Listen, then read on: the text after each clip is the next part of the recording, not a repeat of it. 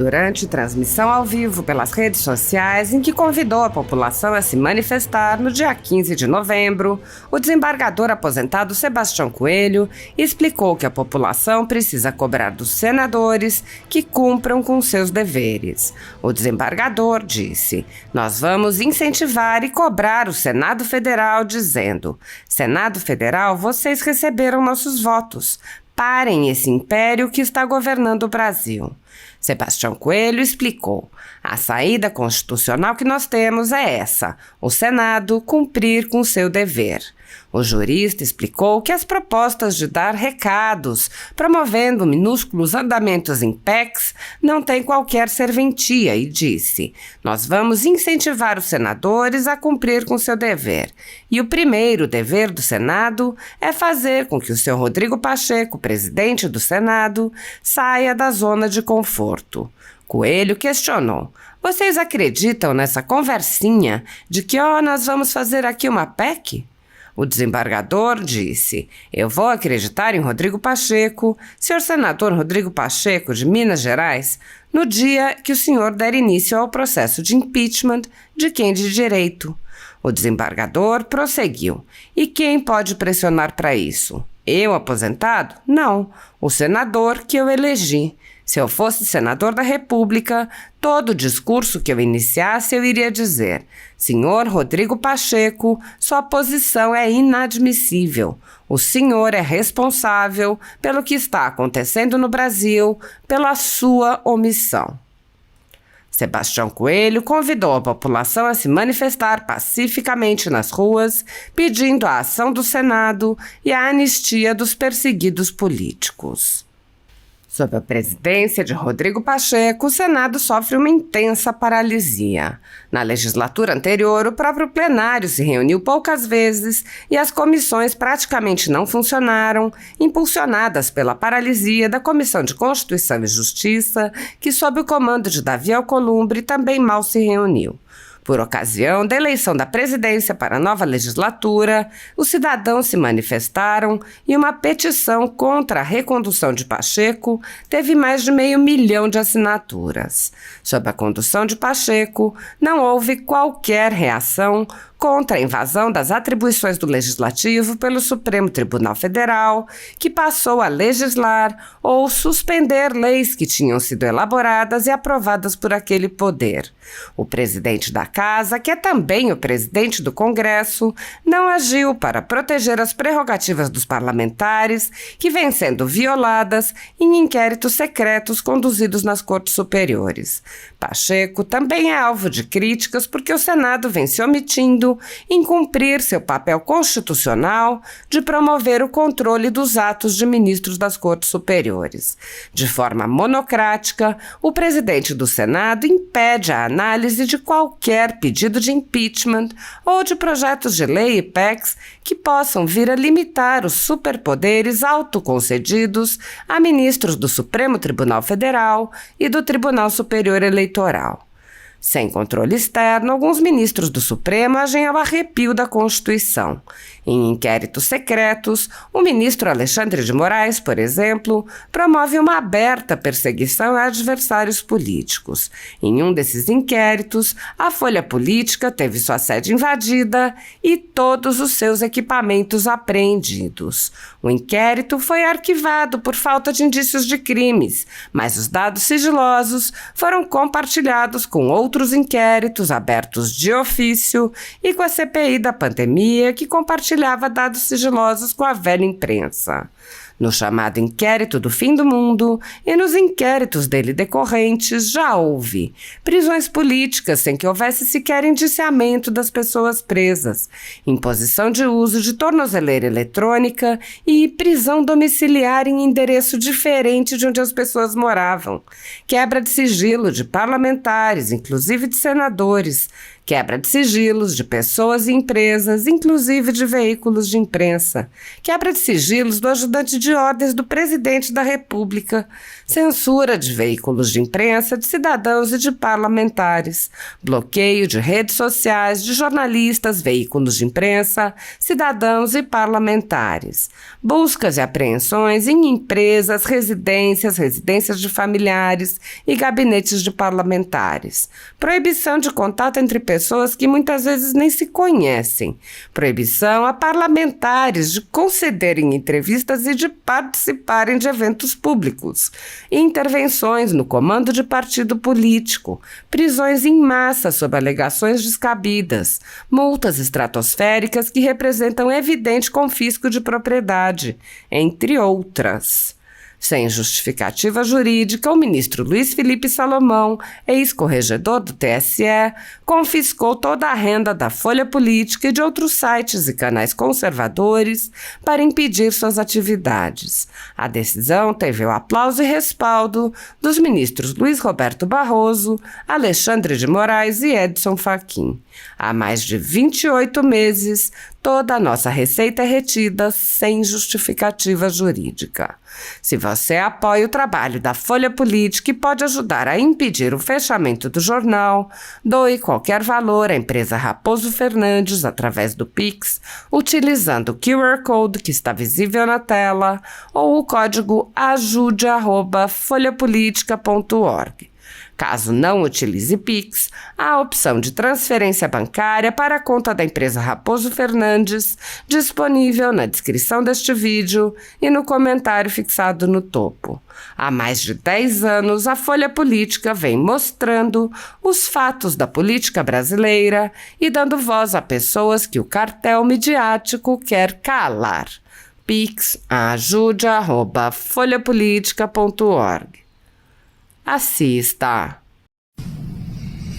Olá, amigos de Brasília, tudo bem com vocês? Eu quero informar que a nossa caminhada pela liberdade e contra as injustiças ocorrerá dia 15 de novembro, às 10 horas.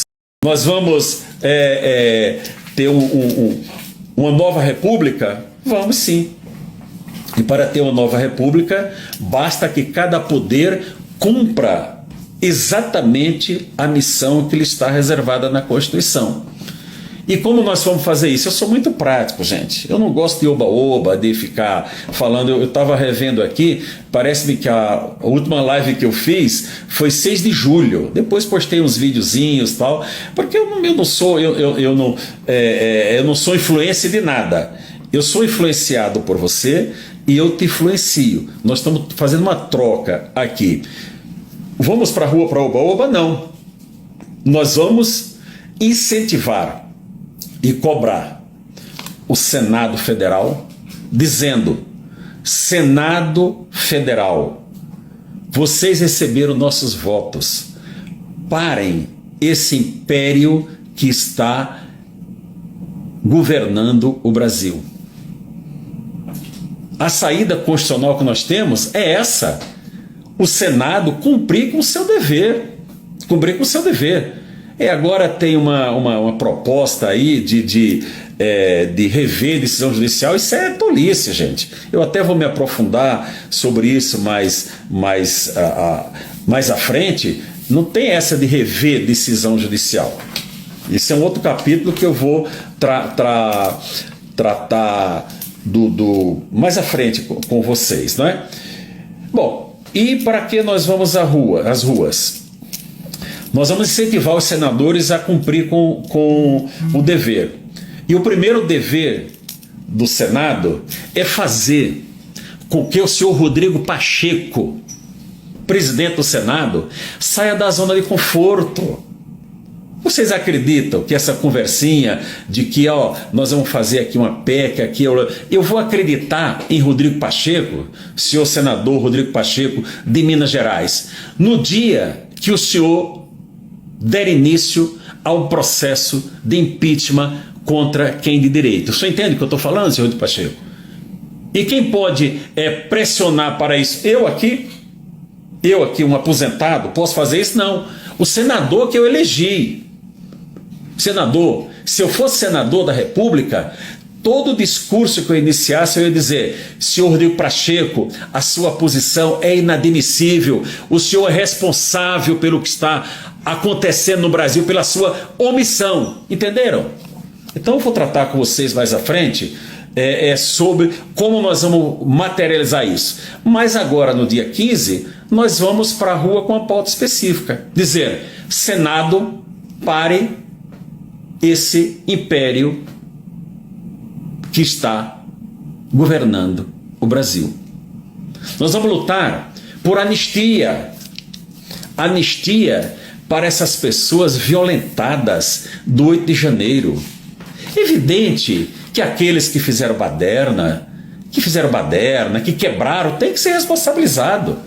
Mas e essa narrativa, olha, vergonhosa de golpe de Estado, isso é uma vergonha.